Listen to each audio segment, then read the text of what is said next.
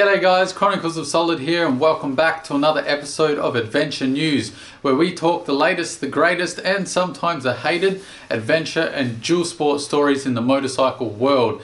And this month we have 4 bikes to talk about. The first is the WR250R. It may not be discontinued in Australia, we'll talk about that in a second.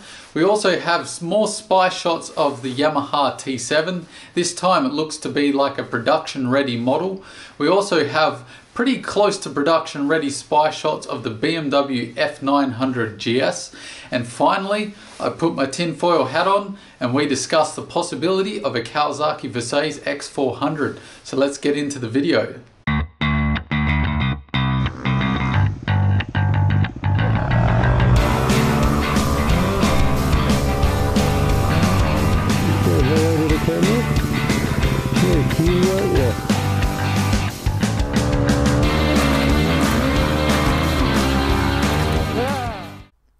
Okay, so let's begin with the WR250R. As you know, I've been covering this story for a little while now on the discontinuation of the little whizzer.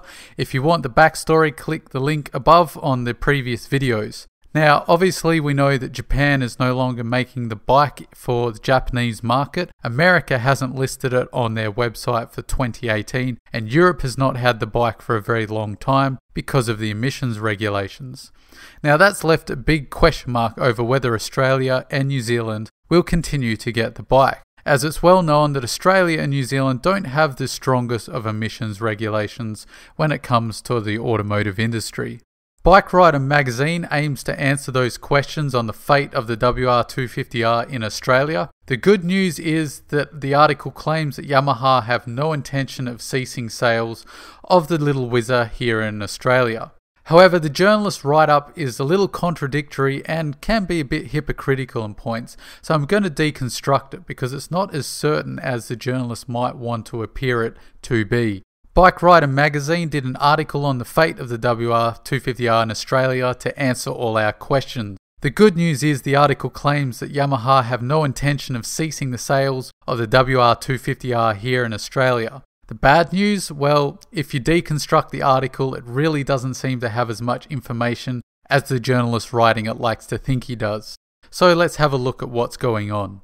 So the information that Bike Rider magazine used, and particularly this journalist, is very shaky. Now, he says he called up Yamaha. He doesn't mention who he spoke to, so we have no idea if it's Yamaha's official press department or media department, or if it's just some pleb in the bottom of the basement with absolutely no clue. Anyway, here's the quote that he got and uses in the article. The WR250R has only been discontinued in some markets. For Australia, it has not been discontinued. Now, this statement says nothing we don't already know. We already are aware that the WR250R is being discontinued in many countries, so this is not new news.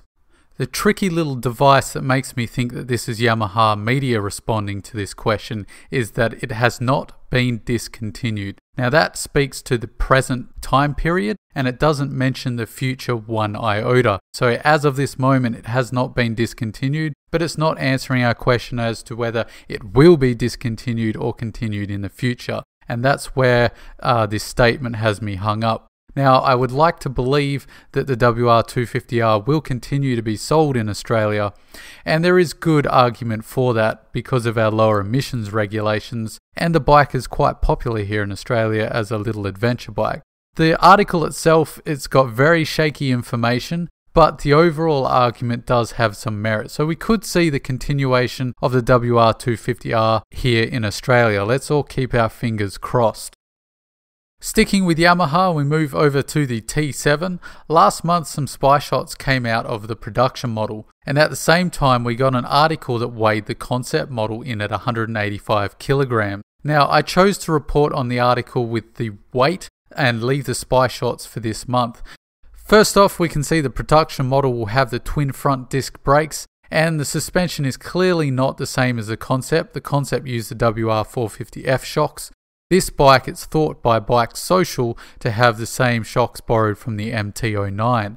The swing arm looks all new and aluminium, and we can see that the bike keeps the 21-inch front, and it's hard to tell whether that's an 18 or a 19-inch rear, but either way that's quite a good off-road combination. The tube frame appears to be the same as the concept, but the seat height is clearly much lower, which is a good thing, and it looks far more comfortable. Now, these developments come as no surprise, as most concept models usually get watered down to meet costs and mass production requirements. And I wouldn't be surprised to see a full production ready model this November at the Milan motorcycle show, so keep your eyes peeled for that. Next up, we move to adventure juggernaut BMW. New spy shots have surfaced of the F900GS. The shots reveal, as did previous photos, that this is basically a ground-up redesign of the familiar two-bike offering that we currently have.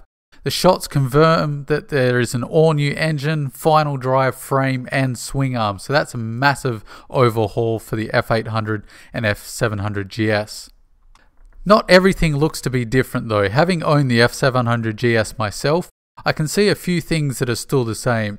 Those front brakes look identical and the shocks look the same as well. Now I hope that's only the external housing, as the suspension was a weak point of the 800 and 700GS.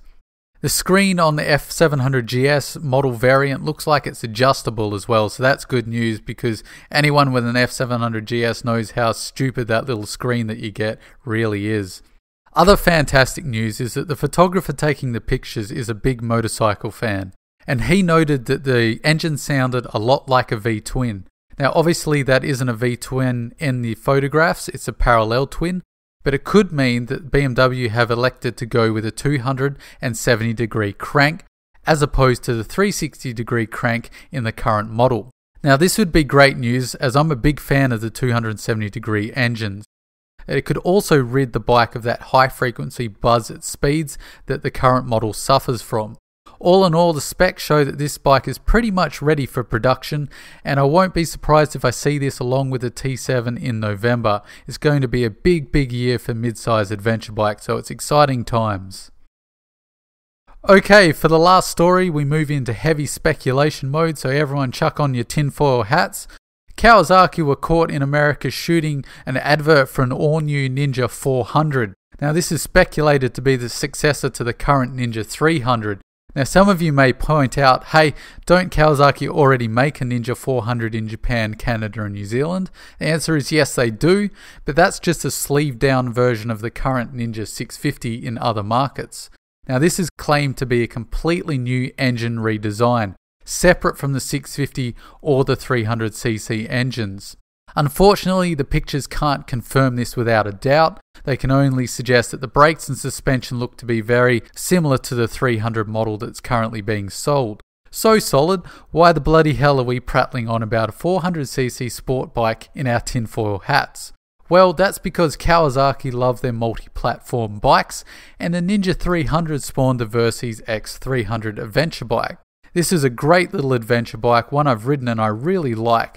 So it's not a stretch of the imagination to think that if we get a Ninja 400, we might get a Versys X-400. This would increase the versatility of an already fantastic adventure bike, and a little more torque for the X300 would be very nice. So that little bit of speculation is just food for thought to end the video. So that's it for this installment of Adventure News. Don't forget to like, share and subscribe, especially if you're new to the channel. Welcome aboard. And as always, if you've got something you'd like to say or maybe a bike that I've missed, please leave it in the comment section down below. I'd love to hear what you think. And until next time, I've been Chronicles of Solid, and I'll see you in the next video. Catch you later, guys.